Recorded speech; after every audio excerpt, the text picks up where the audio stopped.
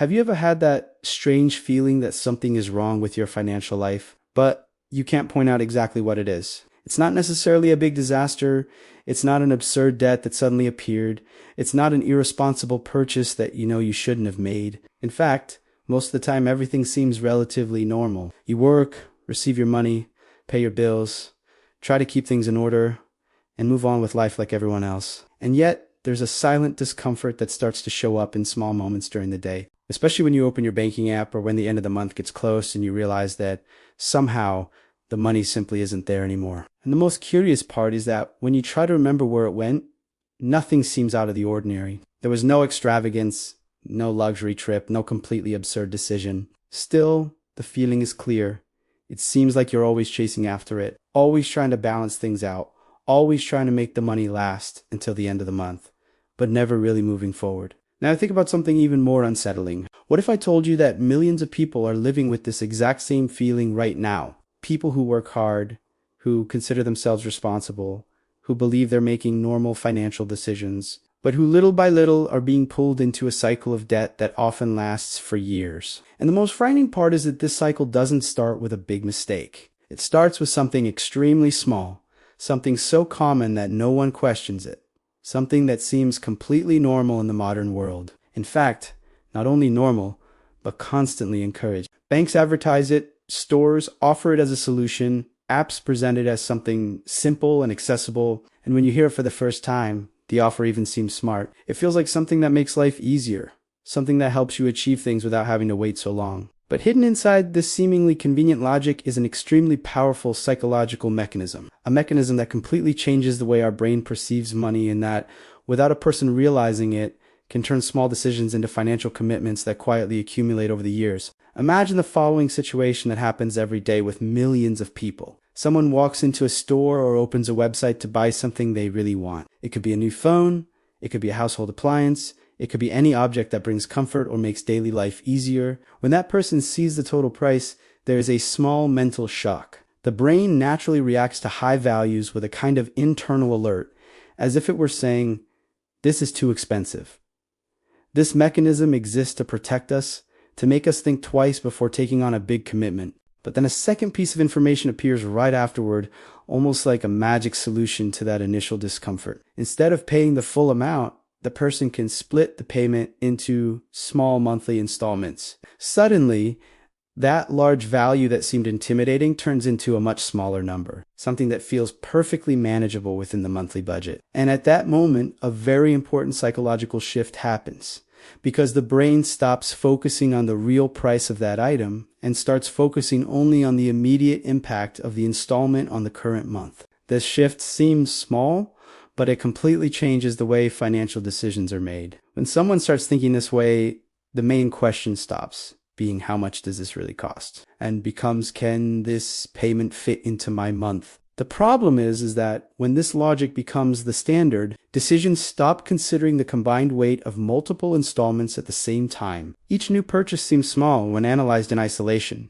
because each individual payment feels light. A little amount here, another there, something that apparently doesn't make much difference. But the human brain has a huge difficulty perceiving the collective impact of many small decisions. It is excellent at reacting to one big immediate problem, but it is very poor at sensing the slow growth of a problem that forms little by little. And that is exactly how many people end up building a financial life full of invisible commitments, where money that hasn't even been earned yet is already promised to pay for decisions made months or even years earlier. Over time, something curious starts to happen. The person continues living an apparently normal life. They don't see themselves as someone who spends too much. They don't view themselves as irresponsible.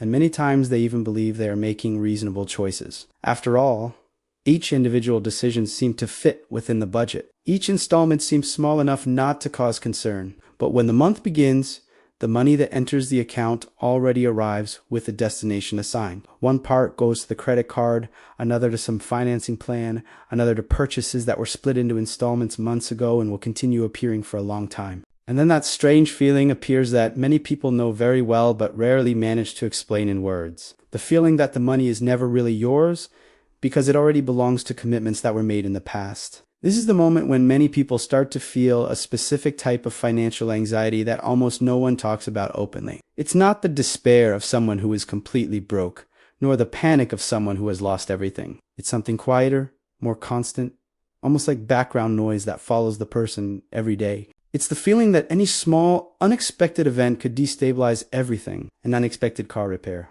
a medical bill, a temporary reduction in income. When financial life is full of fixed commitments, any small change can become a big problem. And the cruelest part of this situation is that many people begin blaming themselves, believing that the problem lies in a lack of discipline, a lack of organization, or even some personal failure. But most of the time, the root of the situation is not one big wrong decision, but rather a pattern of small decisions that seemed perfectly normal at the time they were made. There's a very specific moment when this dynamic begins to become more visible in someone's life. Although it is still difficult to clearly identify, this moment does not happen when debt explodes or when the financial situation completely collapses.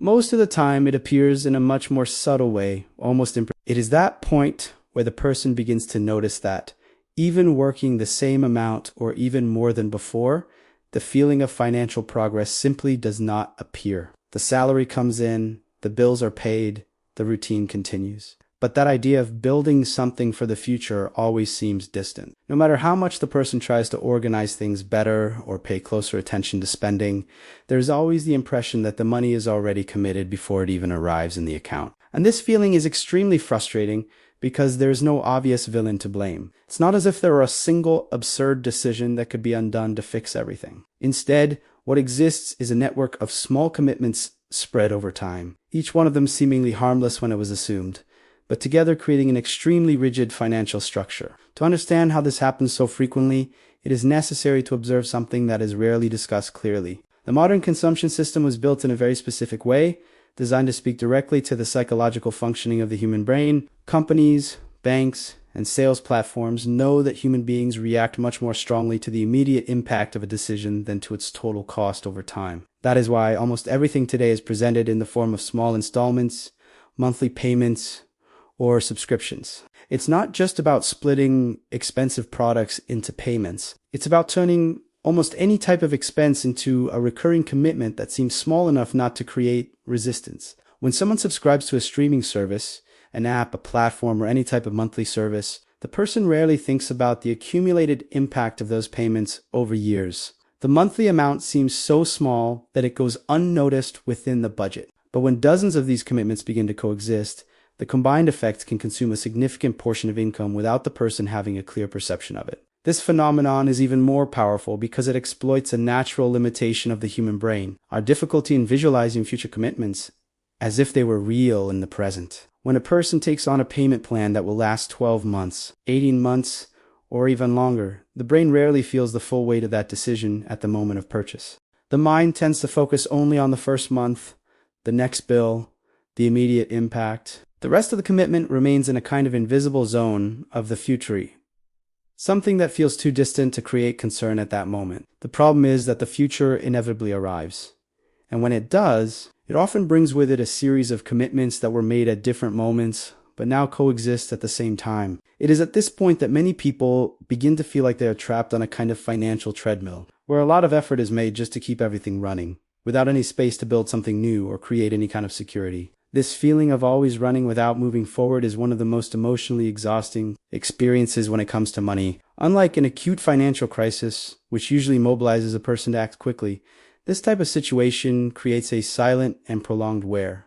The person keeps working, keeps paying bills, keeps trying to keep life in order, but there is a constant feeling of mental fatigue. Each beginning of the month brings a new list of payments that need to be made, and each end of the month brings the same recurring question.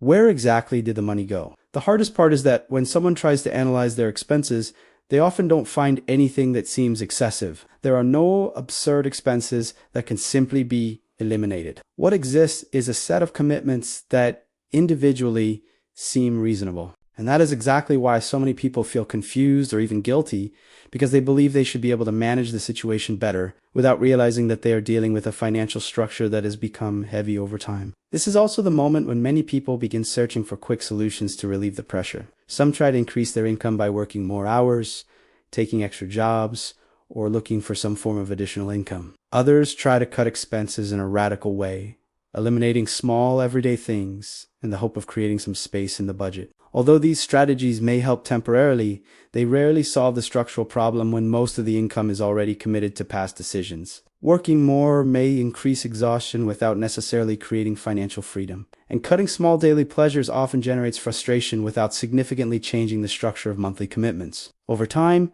this can create an even greater sense of exhaustion, as if the person were trying to solve a complex problem with very limited tools. And it is at this point, in many people's financial story, that an important perception begins to emerge, although it is still incomplete. Some begin to realize that the problem may not lie only in the level of income or in personal discipline, but in the way financial life has been organized over the years. The realization that, mi point, money stopped being a resource for building freedom and became only a means of sustaining accumulated commitments. This realization can be uncomfortable at first because it forces the person to look at past decisions and recognize patterns that once seemed invisible. However, it also represents the first step toward real change, because when someone begins to see the pattern behind financial decisions, they finally gain the chance to interrupt the cycle and begin rebuilding their relationship with money in a much more conscious and strategic way. At some point in this quiet journey with money, many people begin to notice a pattern that previously went completely unnoticed.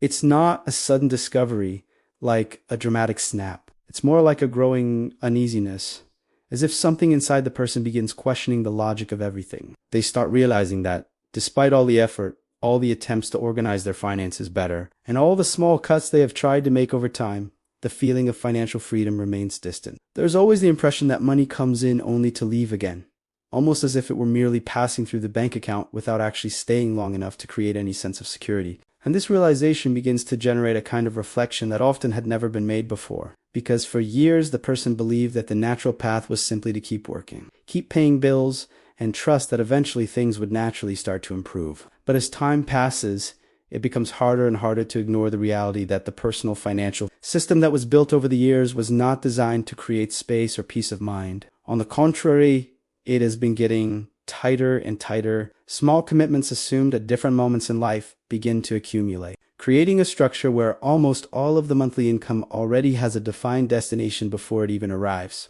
This creates a curious and at the same time uncomfortable feeling, because the person begins to realize that a large part of the financial decisions they are paying for today were made months or even years ago. In other words, the present financial life is constantly being occupied by decisions from the past, leaving very little space to build something new in the present. It's as if the person is always living a few steps behind their own financial life, trying to keep up with commitments that were defined earlier. When this realization begins to become clearer, many people go through a moment of great emotional confusion. For a long time, they believed that the path to improving financial life was simply to increase income or become more disciplined with spending, and indeed those things can help to a certain point. But when the financial structure is already full of accumulated commitments, simply earning a little more or saving small amounts rarely creates the transformation the person expects. In practice, the opposite often happens. Income increases a little, and that increase ends up being absorbed by the existing commitments themselves or by new decisions that seem justifiable at the time. The result is that, even with more effort, the sense of progress remains small. This can generate deep frustration, because the person begins to feel that they are working very hard to achieve changes that seem minimal. This type of frustration often leads people to question themselves very harshly. They start asking whether something is wrong with the way they deal with money, whether they lack financial intelligence, organization, or discipline. This self-criticism can become heavy because money is directly connected to the way people perceive their own competence and ability to manage their lives. But this interpretation ignores an extremely important factor: the way the modern financial environment influences people's decisions. In a world where almost every purchase can be turned into small and seemingly harmless installments, where credit is presented as a solution for almost any immediate problem, and where consumption is constantly associated with the idea of personal reward, it is not surprising that so many people end up taking on financial commitments without realizing the cumulative impact of those decisions. In fact, most people who find themselves trapped in cycles of debt did not get there because of extreme urge. They got there because they made decisions that seemed perfectly reasonable within the context in which they were living. Buying something necessary in installments because the total amount was too high to pay all at once. Accepting a credit offer to solve an urgent problem at that moment. Using the credit card to cover an unexpected expense with the sincere intention of paying it later. Each of these decisions can seem logical when analyzed individually. The problem appears when they begin to add up over time, creating a sequence of commitments that start occupying an increasingly large portion of monthly income. It is at this point that many people begin to realize something that completely changes the way they see money. They realize that the real problem was not only the amount of money they earned, but the structure of obligations that had been built around that income. When almost all monthly income is already committed to fixed payments, financial life loses flexibility. No matter how much the person tries to reorganize things, there is always a rigid base of commitments that must be met first. This makes any attempt to create savings,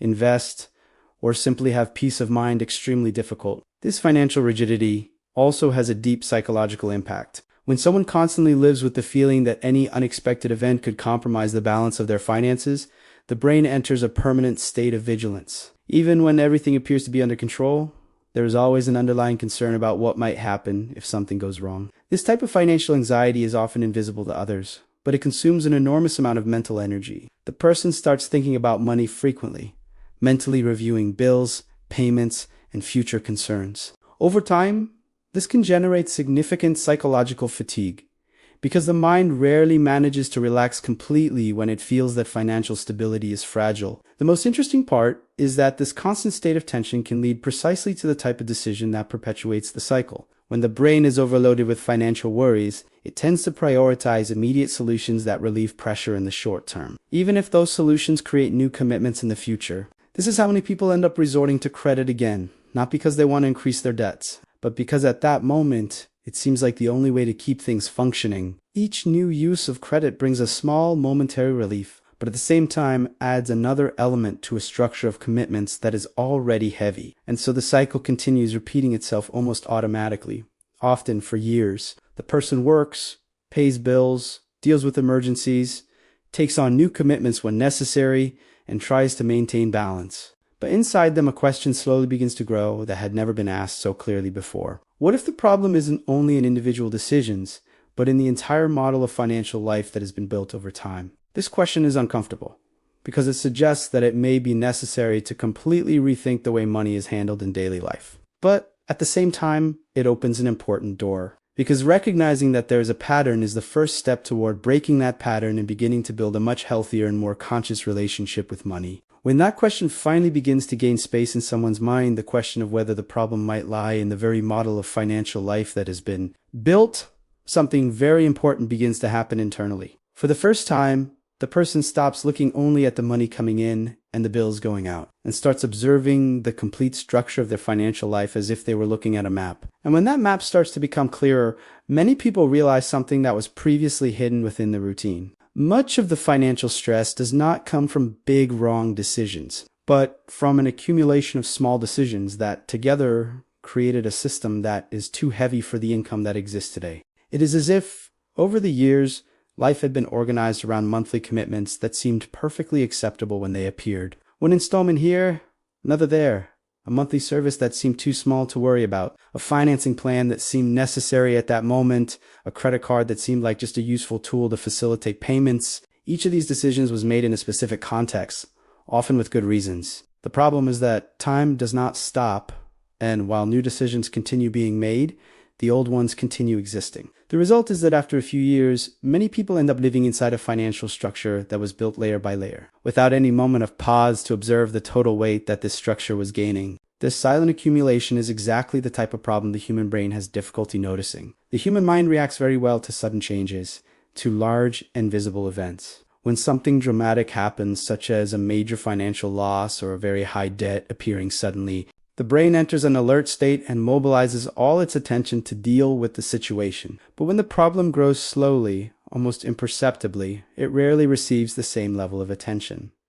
Small installments do not seem dangerous. Small monthly commitments do not seem urgent. Small recurring payments go unnoticed because they blend into the normal routine of life. And so, without realizing it, the person builds a financial reality where almost all monthly income is already occupied before it even reaches the bank account. It is at this point that many people begin to have a realization that completely changes the way they see money. They realize that they were not only spending money, they were committing their own financial future without realizing it. Each installment assumed represents a portion of future month's income that will no longer be available for free use. Each monthly commitment reduces a little more of the financial flexibility the person will have in the next month, and the next, and the next. Gradually, the future stops being an open space of possibilities and begins to become a sequence of months where most of the income already has a predetermined destination. When this realization truly settles in, many people go through a moment of deep reflection. They begin mentally revisiting several financial decisions from the past and notice something that once seemed invisible. Many of the choices that appeared to improve life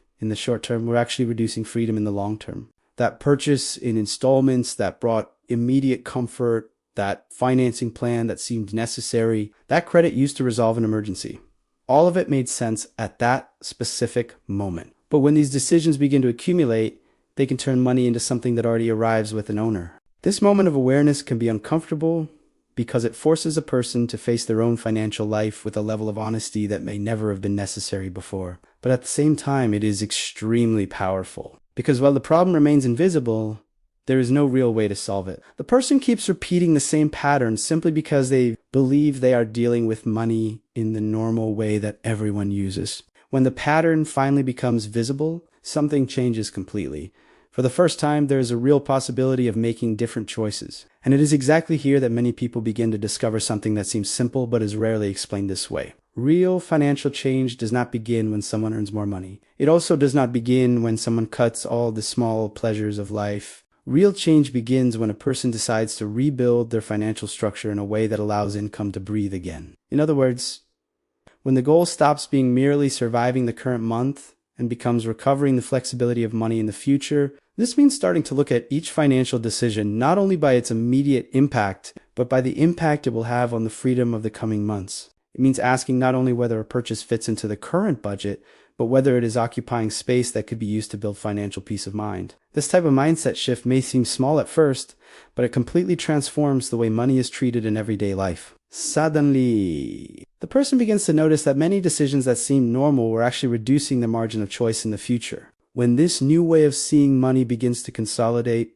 something very interesting happens. The person stops feeling that everything needs to be solved immediately. Instead, they begin focusing on a gradual process of financial reconstruction. It is not about changing everything at once, but about starting to create small areas of space within the financial structure. It might be eliminating one monthly commitment here, finishing an installment there, avoiding taking on new commitments that extend the cycle. Each small decision in this direction has a powerful cumulative effect, because little by little the monthly income begins to recover part of the freedom that had been lost. Over time, this change begins to generate a completely different feeling about money. That constant anxiety about whether something unexpected might happen starts to diminish, because there is more margin to deal with unforeseen situations. The mind stops being constantly occupied with the worry of keeping everything balanced and begins to have more clarity to make conscious financial decisions. Money becomes a tool again for organizing life,